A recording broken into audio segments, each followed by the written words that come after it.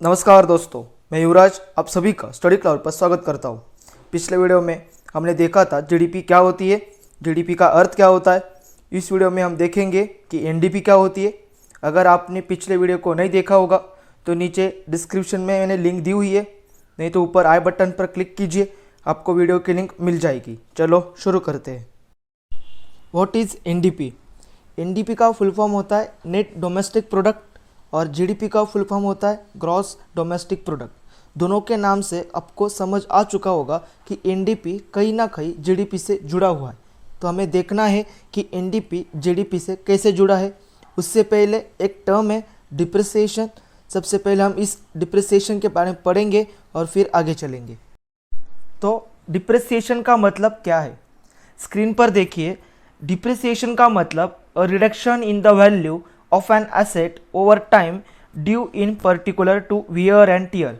शायद नहीं समझा होगा, लेकिन नीचे देखिए हिंदी में लिखा है कि मूल्य कम करना या फिर विमूल्यन। तो इसका आसान भाषा में अर्थ होता है एक पर्टिकुलर समय के बाद किसी वस्तु की वैल्यू कम हो जाना।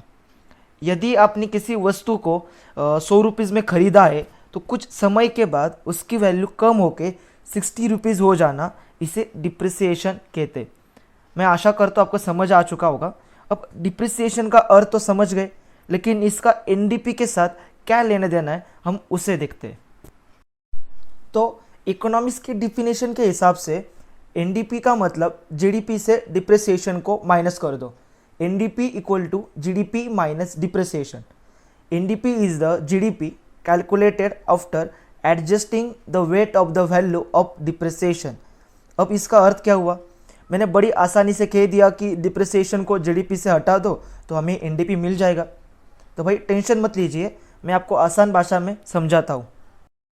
चले मान लीजिए यदि भारत में केवल एक फैक्ट्री है और उस फैक्ट्री के ओनर ने 2 मशीन 100 रुपीज़ में ख़रीद ली, एक मशीन 50 रुपीज़ की।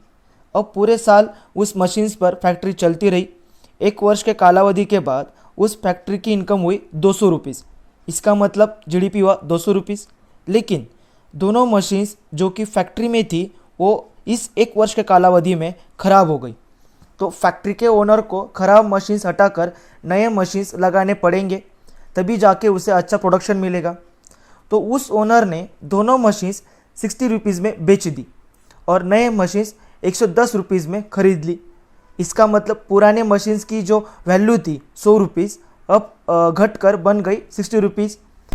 तो उन मशीन से डिप्रिसिएशन कितना बना? 100 माइनस 60 इक्वल्स 40 रुपीज़। तो हमें 40 रुपीज़ का डिप्रिसिएशन बना।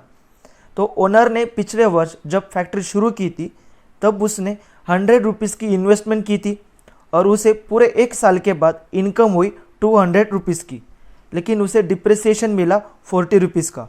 और हमें एनडीपी कितना मिला? अब NDP equals GDP minus depreciation. NDP equals GDP था 200 रुपीज़, उसे माइनस करें डिप्रिसिएशन 40 रुपीज़ का, तो हमें एनडीपी मिला 160 रुपीज़। यदि आपको अभी भी कोई डाउट होगा तो वीडियो को प्लीज़ रिवाइंड कीजिए और फिर से देखिए, क्योंकि कैलकुलेशन थोड़ी सी डीप है तो आपको समझ में शायद नहीं आया होगा। तो आप फिर से देखेंगे तो आपको पूरा समझ में आ जाएगा। चले आगे चलते हैं। डिप्रिसिएशन क्यों गिनते हैं? Why depreciation measure? और एनडीपी का महत्व क्या है? यदि आप गौर से देखेंगे तो जीडीपी केवल फाइनल वैल्यू होती है किसी भी गुड्स और सर्विस की, लेकिन उसमें डिप्रिसिएशन गिना नहीं जाता। तो डिप्रिसिएशन गिनने से हमें पूरे वर्ष में कितना लॉस हुआ वो समझेगा। हर साल ministry of goods and commerce एक लिस्ट पब्लिश करती है जिसमें हर गुड्स एंड सर्विस की डिप्रिसिएशन वैल्यू दी होती है।